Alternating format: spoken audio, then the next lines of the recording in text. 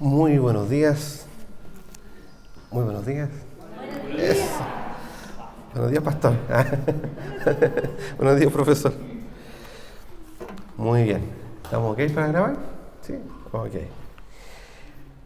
Estamos en el mensaje de Apocalipsis, mensaje a las iglesias, a las 7 iglesias de Asia.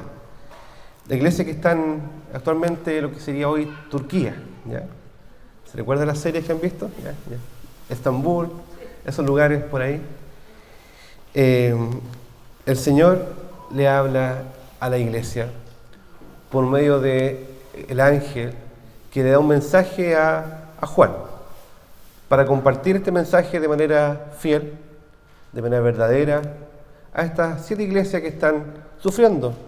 Son iglesias que están en persecución, iglesias que han sufrido por al menos 2 persecuciones, al menos 2, de las crueles, no pequeños problemitas, sino constante, algo que ha sido, no sé, por un periodo de tiempo considerable. ¿Se recuerdan cuando comenzó la pandemia? Y cuando dijeron, tipo 15 de marzo, todo se vuelve ahora online, ¿cierto? Los niños no van al colegio, y todos pensaban que iba a ser como 2 semanitas, un mes, y estamos listos, ¿cierto? Pero fue algo que fue sostenido en el tiempo. Fueron al menos 2 años, más o menos. Algunos lugares con más complejidades por el tema de las fases, de los temas de los aforos, de las reuniones, pero fue algo constante. No era un evento puntual, era una situación constante y sostenida.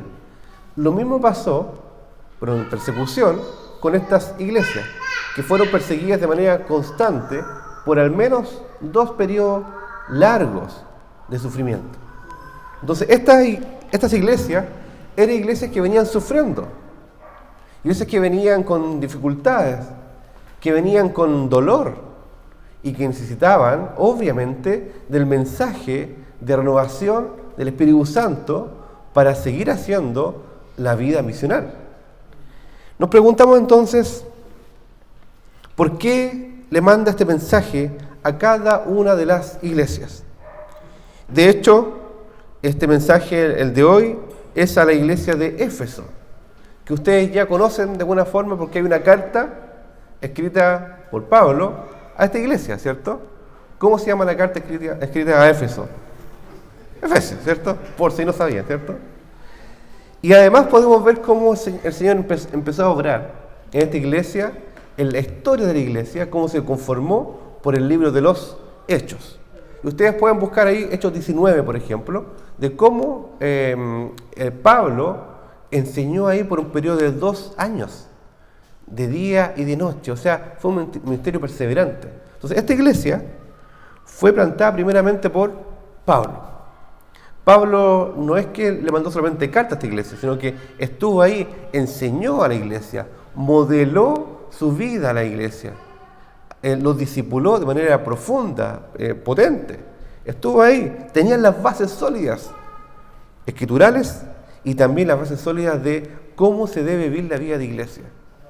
Después podemos saber incluso de Éfeso, por las cartas que Pablo le escribe al pastor que quedó a cargo de esa iglesia. ¿Se recuerdan? Timoteo. Hay 2 cartas, ¿cierto?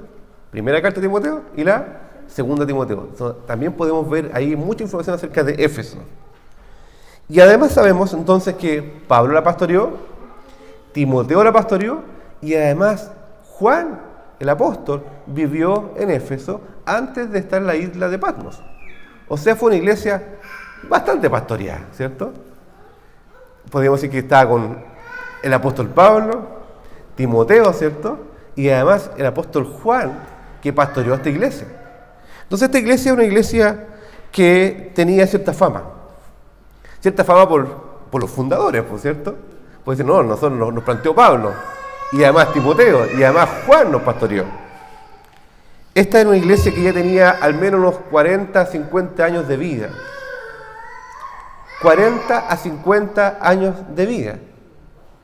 Por tanto, ya habían segunda y tercera generación de creyentes, y ya la gente empezaba a decir, cuando estaba Pablo, cuando estaba Juan, cuando estaba Timoteo, y había gente que no los conocía.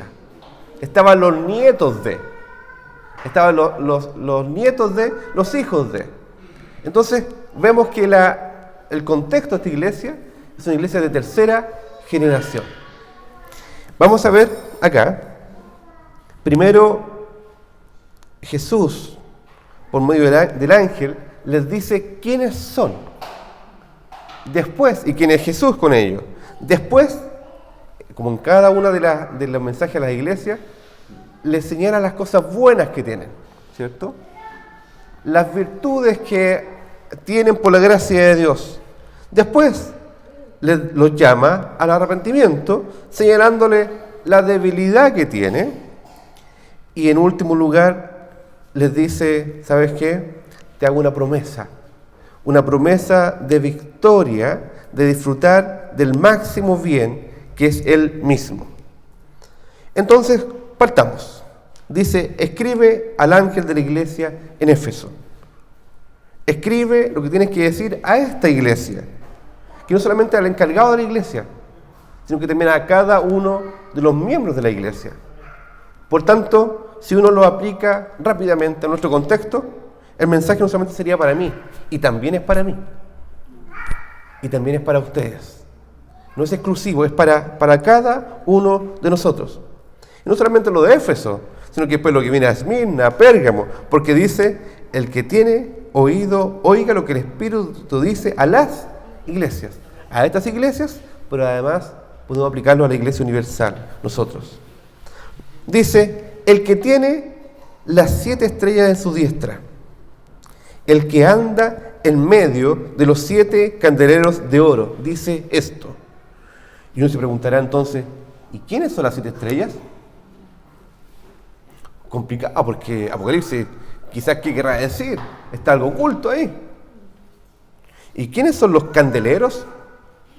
Lo bueno es que Apocalipsis lo dice.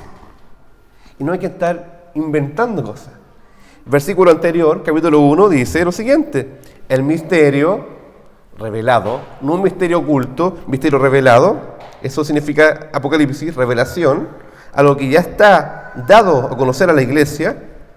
El misterio de las 7 iglesias que has visto en mi diestra y de los 7 candeleros de oro es el siguiente.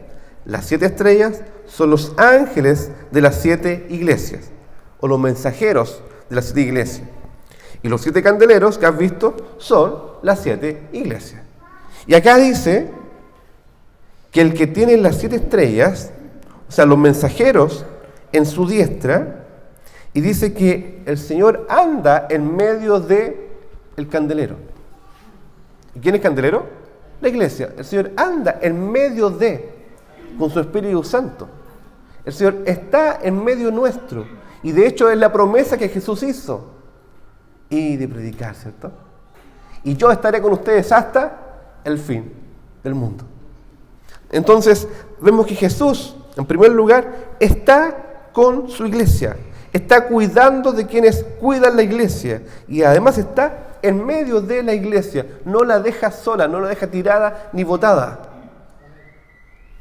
Porque podríamos pensar, oye, esa iglesia está haciendo cosas malas, la elimino. O sea, si fuera por eso, estaríamos todos eliminados de hace tiempo. ¿Cierto?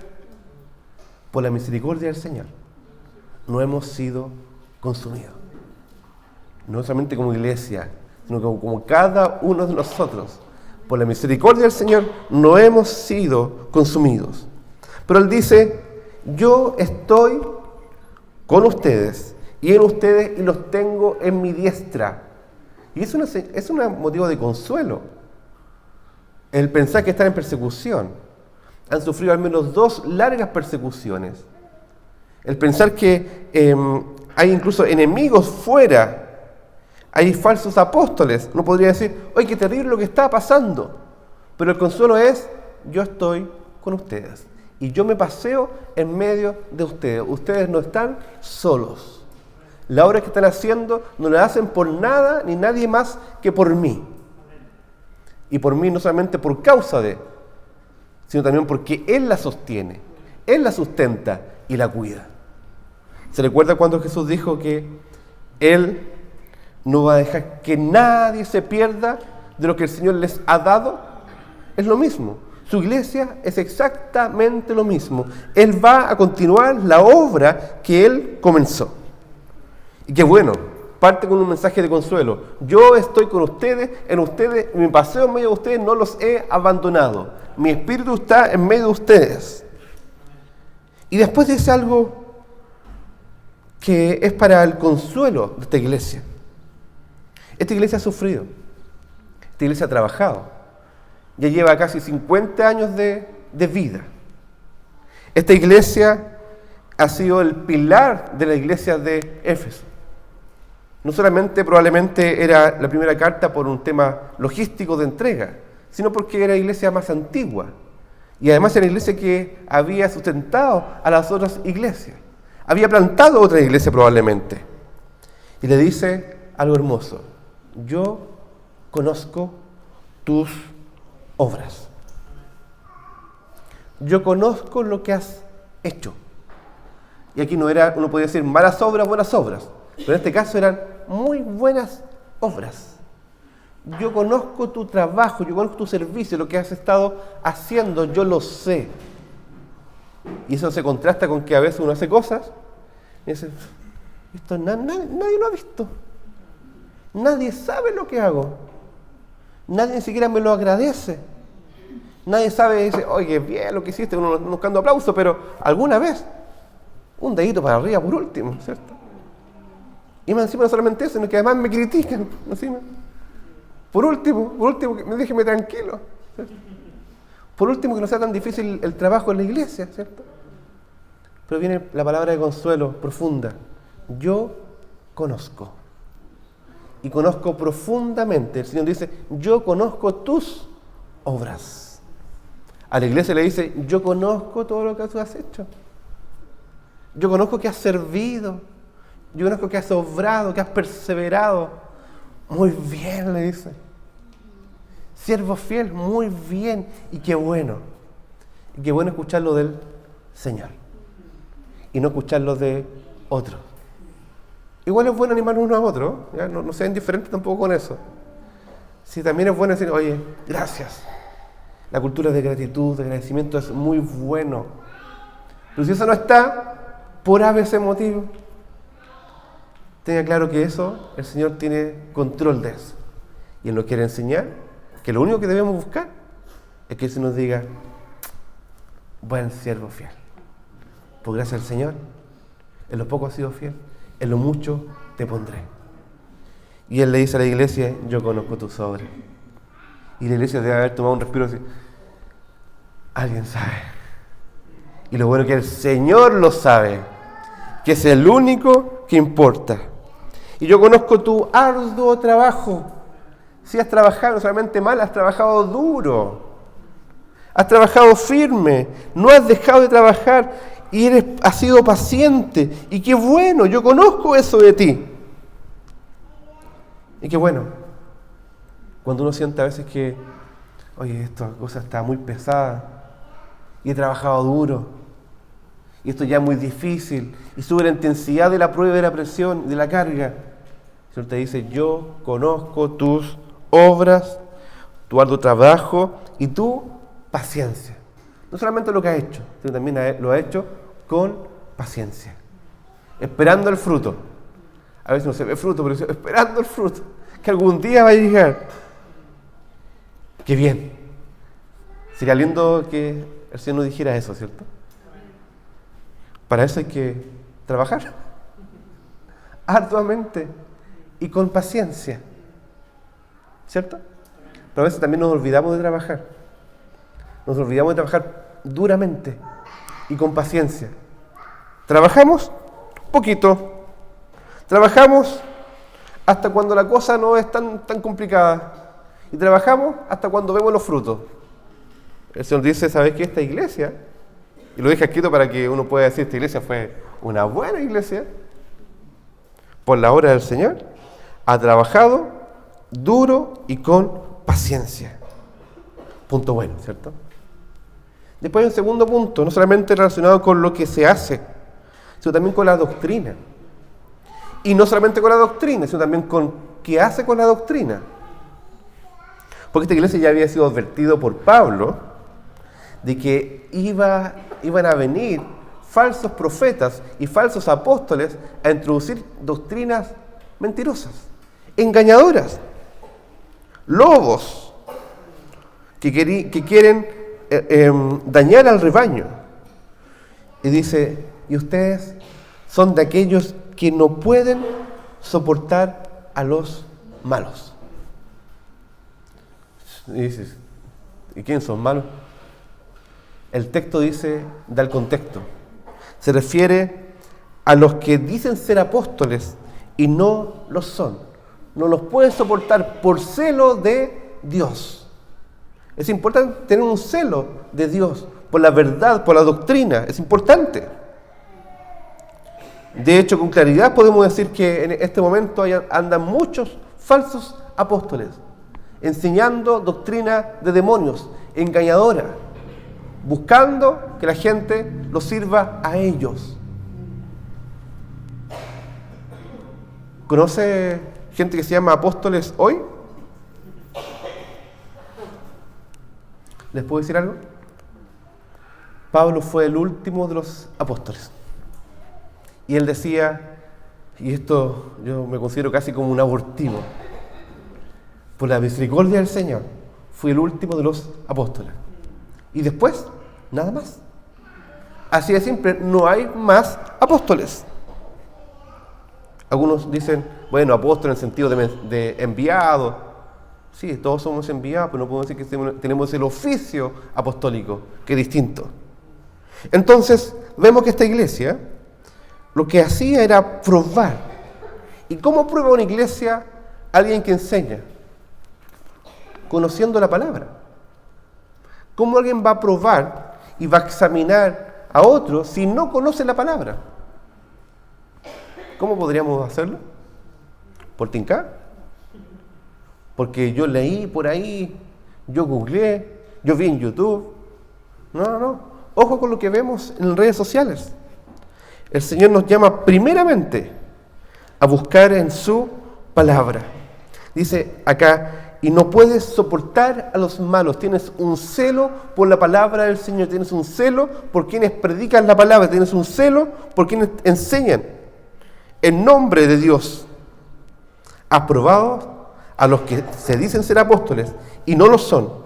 Y los has hallado mentirosos. Has encontrado la falsedad de ellos y lo has incluso denunciado. Eso es bueno. Aquí no dice que esto es malo, porque después dice, has dejado tu primer amor. Entonces la gente después dice, ¿viste que la doctrina no es importante? No, dice, esto es bueno. Ustedes han trabajado arduamente y ustedes conocen la doctrina y además diferencian qué es lo bueno y qué es lo malo y además rechazan con celo de Dios a quienes son falsos apóstoles, falsa enseñanza. Lo han expulsado de la iglesia y los has encontrado mentirosos. Tercer punto a favor, que viene ahora, pero el segundo también, bastante bien. Conocían la palabra, conocían la doctrina, conocían todo el consejo de Dios. Y cuando se acercaba alguien a decir palabras mentirosas, decían, lo prueban, esto es mentira, tú no eres un hombre de Dios, eres un falso, mentiroso, engañador. Y además lo publicaban, porque había un celo por la palabra del Señor, un celo por su iglesia, por su misión y por su reino. Ojo con los que dicen, que nos somos llamados a juzgar. Sí, efectivamente, somos llamados a juzgar en el sentido de discernir. Nosotros no condenamos, no podemos condenar a nadie, sí podemos decir, ¿sabes qué? Esto no está bien, y podemos decirlo claramente y abiertamente. Cuando alguien definitivamente es un falso maestro. Eso lo debemos hacer, lo podemos hacer y lo debemos hacer con la gracia del Señor. Y además dice, y has sufrido. Yo sé que has sufrido. Dice. El Señor le dice a su iglesia, yo sé cuánto has sufrido. Yo conozco, cuando nadie te ve, yo conozco en qué has estado, qué has sufrido. Yo lo sé. Y has tenido incluso paciencia. y has trabajado, y aquí repite, no sé porque de verdad que bien trabajado arduamente. Y has trabajado arduamente por amor de mi nombre. O sea, no era un trabajo religioso.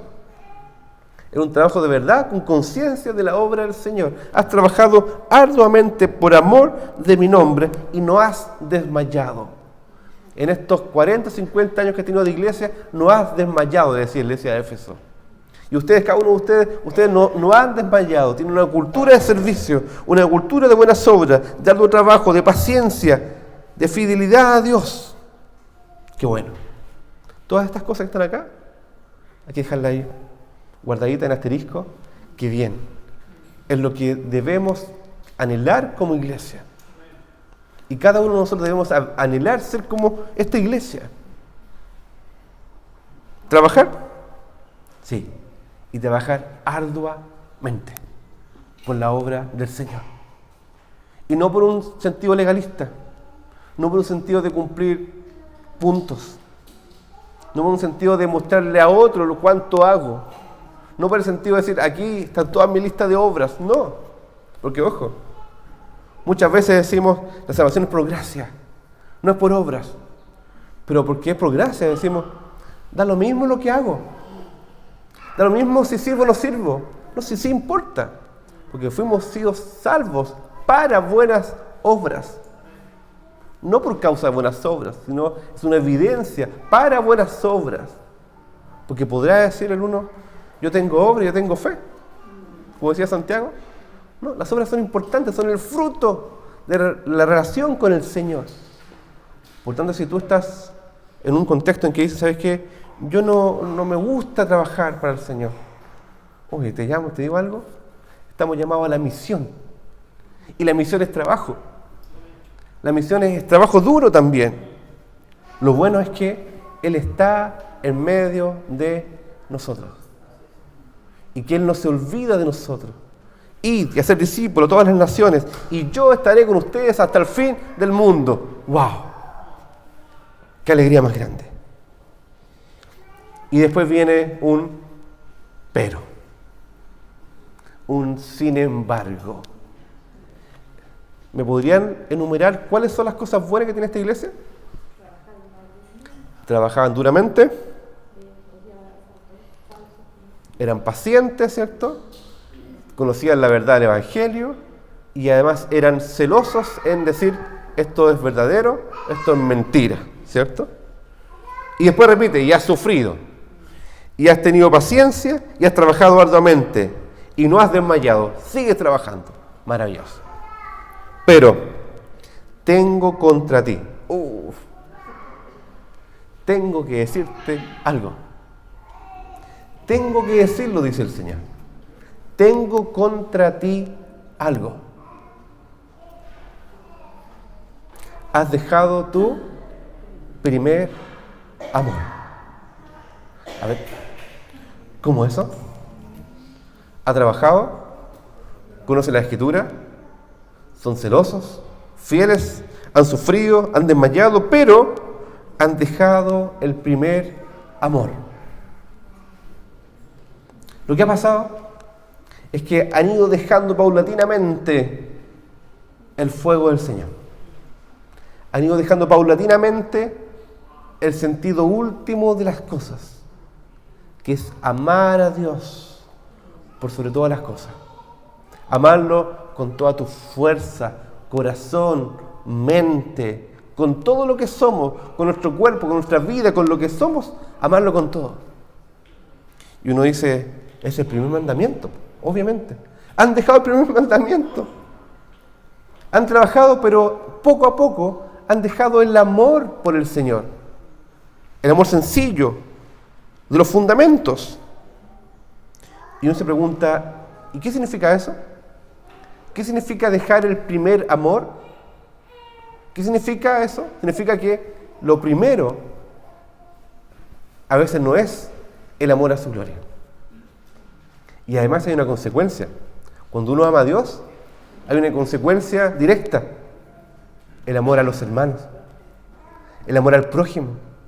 Entonces, ¿cómo podemos ver qué ha pasado con esta iglesia? que ha dejado su primer amor, ha dejado su amor por el Señor, y por tanto, el amor a la iglesia, los miembros del cuerpo de Cristo, se empieza a abandonar. El cuidado unos por otros, el buscarse unos a otros, el amarse unos a otros.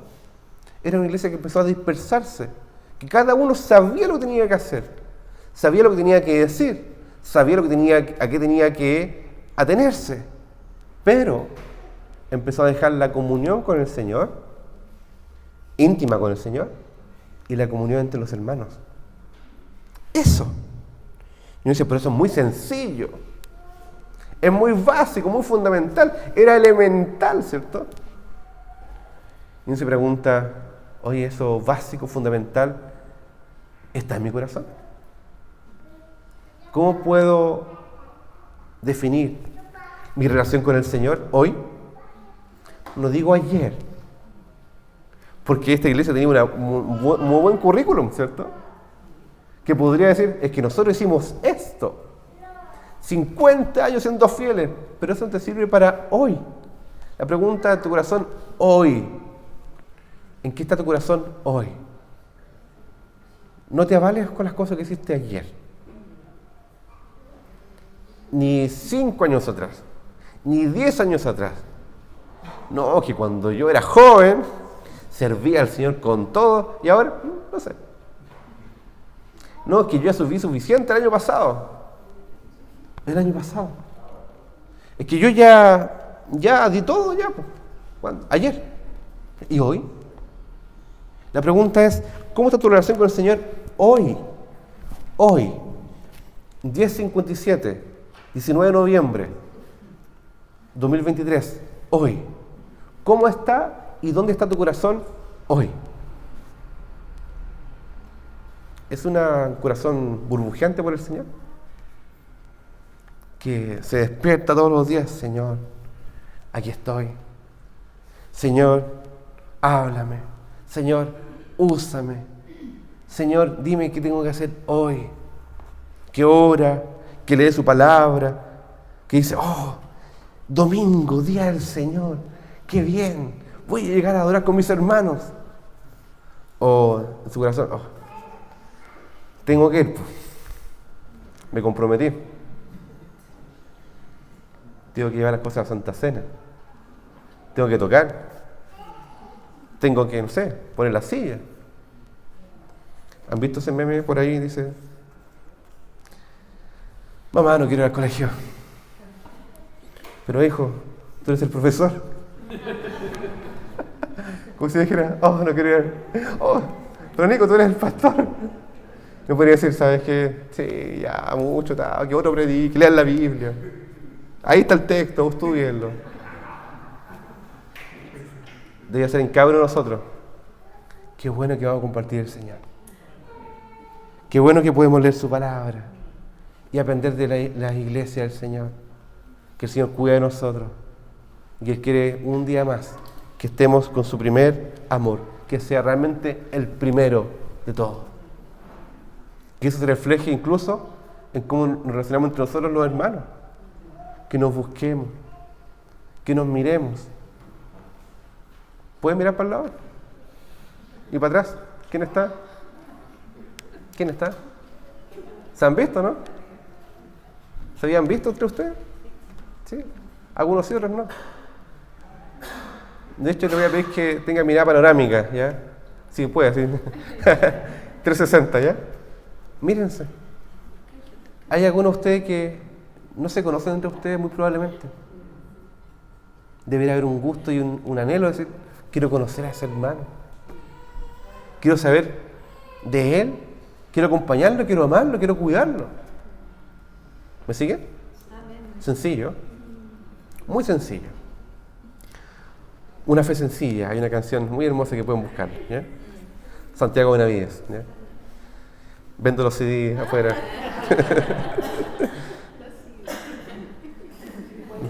No hay CD ya. No. Le comparto el link de Spotify, ¿ya? Ok. Claro. Cosa sencilla. ¿Puedo ser práctico en esto? Muy sencillo. que no es algo que no hemos dicho, no es algo que no hayamos practicado, pero digo volver a practicar y volver a decir. Antes decíamos, ¿saben qué? Si no te conoce a alguien, búsquelo e invítelo a un café, o a un té, o a un mate compartido, ¿ya? O invítelo a almorzar a la casa. ¿Muy complejo? Está muy caro el aceite, dice. Nos juntamos a repartir cosas, ¿cierto? Y uno podría poner excusas, ¿cierto? Pero hagámoslo sencillo. ¿Cómo voy a conocer a mi hermano, amarlo, si no sé ni cómo vive? Es más, no sé ni siquiera su nombre. Somos poquitos todavía, ¿cierto? Podríamos llegar a conocernos de manera mucho más profunda e íntima. Podemos saber muchas cosas, que está bien. Trabajar, sí, pero ojo, no descuidemos nuestra relación con el Señor ni con nuestros hermanos. Tengo contra ti algo, que has dejado tu primer amor. Recuerda. Es algo que no sabía. Recuerda. Lo que hacías, vuélvelo a hacer. Recuerda, por tanto, de dónde has caído, has ido cayendo. Porque de a poquito te has ido enfriando. Lo que pasa con relaciones en matrimonio. De a poquito la cosa empezó a enfriar. ¿Por qué? Porque dejaron tiempo de compartir de manera profunda. ¿De dónde has caído? Lo bueno es que hay una salida. Y arrepiéntete. Y arrepiéntete. Entonces eso no es solamente algo corporativo, que también es corporativo. Como iglesia debemos pedir perdón cuando vemos que somos insensibles, indiferentes, hemos dejado el primer amor, tiempo de oración, de buscar en su palabra, que no estamos comiendo la palabra de manera así con hambre. Eso es llamado al arrepentimiento. No podemos seguir igual. Quizás usted podría decir, no, que yo cuando era adolescente me convertí y leí la Biblia completa. Muy bien, maravilloso. Pero ¿cuántos años han pasado de eso? El amor a Dios. Arrepiéntete. El Señor nos llama arrepentimiento hoy. ¿Qué significa eso? Decir, Señor, reconozco que me he estado enfriando.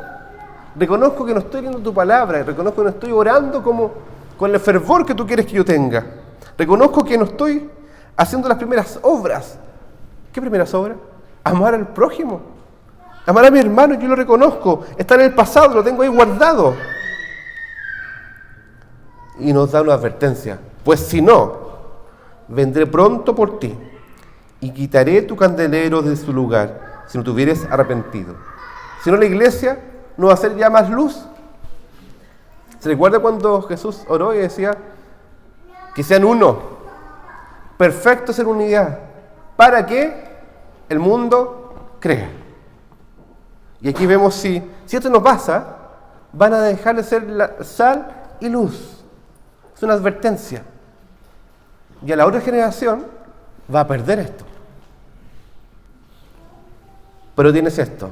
Y dice algo bueno otra vez. Que aborreces las obras de los nicolaitas, que era una secta, no se sabe muy bien lo que era, pero falsa doctrina, inmoralidad sexual probablemente. Y dice, ustedes lo aborrecen, los cuales yo también aborrezco. Y finalmente termina diciendo, el que tiene oído, oiga. El que puede escuchar, el que tiene el Espíritu Santo, el que tiene la vida del Señor, escuche esto y diga, me arrepiento. Oiga lo que el Espíritu dice a las iglesias. Y nos da ahí la promesa.